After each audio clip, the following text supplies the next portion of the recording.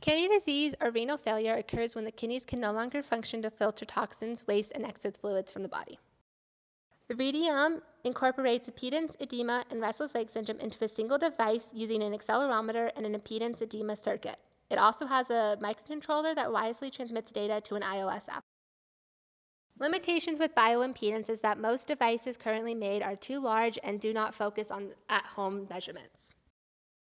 With edema, there is currently nothing on the market for at-home measurements. Currently, there's no means to identify restless leg syndrome on a regular basis outside the clinic with high accuracy through acceleration. Moving into our design, pictured here is what the overall device looks like. Our design consists of an integrated sensor system that will improve clinical status for patients with chronic kidney disease by determining percent water content, leg volume change, and leg movements. Listed in this table are the system requirements for our project. They are categorized into 4 main categories, which are performance, safety, design feature, and interface requirements. Each requirement has been assigned a verification method where T is a test, A is an analysis, D is a demonstration, and I is an inspection. Here is the system block diagram, which shows the connections between all of the working components of the device.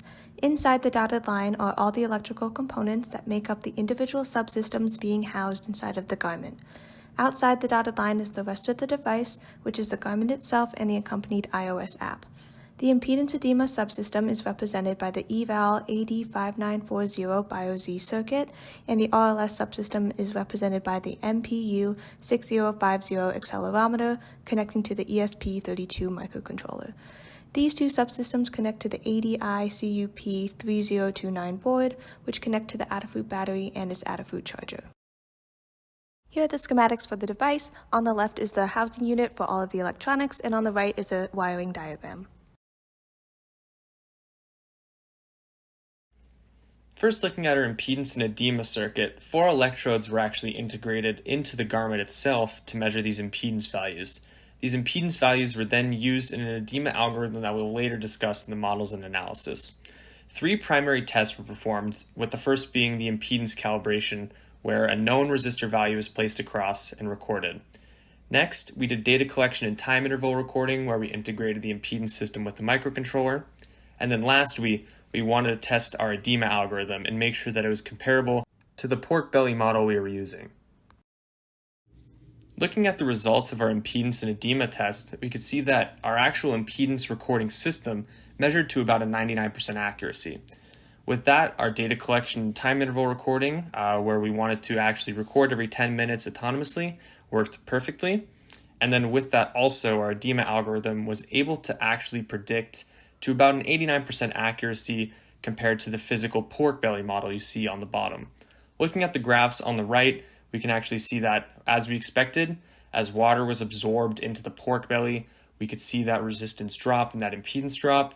And then if you look below, we can actually see how water diffused into the pork belly. So we'll see a massive increase in that volume change to begin with, and then over time, we'll actually see it drop.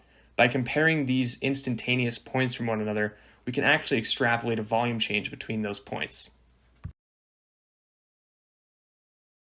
The RLS subsystem will use the MPU6050 accelerometer, and RLS will be detected by measuring the magnitude and the acceleration. If the magnitude is greater than a threshold value, then an RLS event has occurred. Additionally, the program will check that 3 seconds has passed in between each occurrence, and it will calculate the time difference between these occurrences. 3 tests were performed on this subsystem. The first was to ensure that the accelerometer accurately measured known acceleration values. The second was to confirm the counting ability, and the third was to test the ability to detect RLS motions.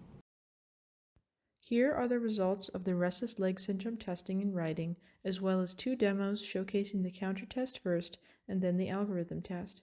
Test success is mostly evaluated by comparing manual counting to the count result from the code. Count ability was tested in the following order: rotational X, Y, Z, then translational Y, Z, X.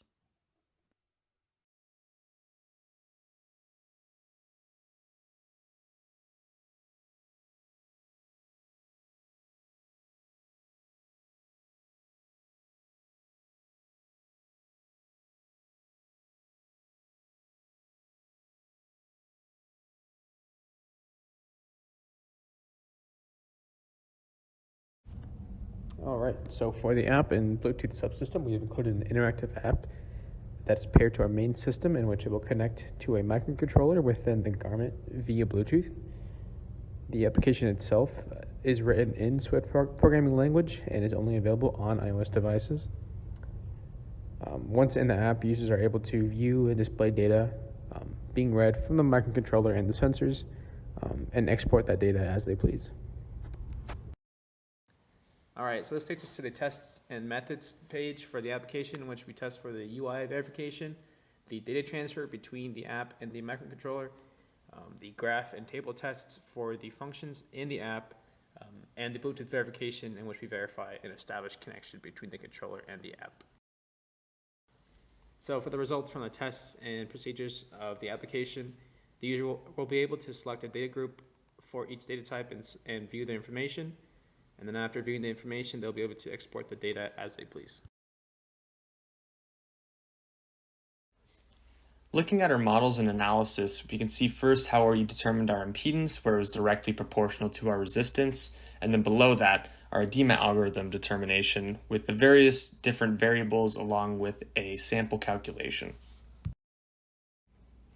We also performed a thermal analysis on the garment itself just to make sure that none of the components were overheating to a point that would be uncomfortable for a user to have on their leg. As the system's running off a wirelessly chargeable battery, we wanted to make sure that everything would run for the given amount of 8 hours we required for a test. So with that being said, we also performed a power consumption analysis. Our project is well within the team budget of $4,000, with a little under half remaining. The cost per unit for the Radium device is seen in green here, with the majority of the cost being from the impedance eval kit.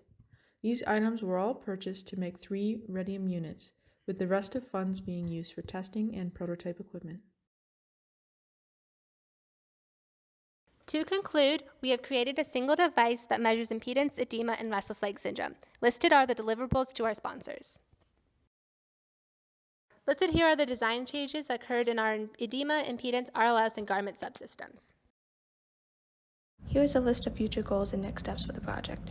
One of the main future goals is to collect clinical data from patients with CKD through a medical study to better understand and define threshold values in our detection algorithms.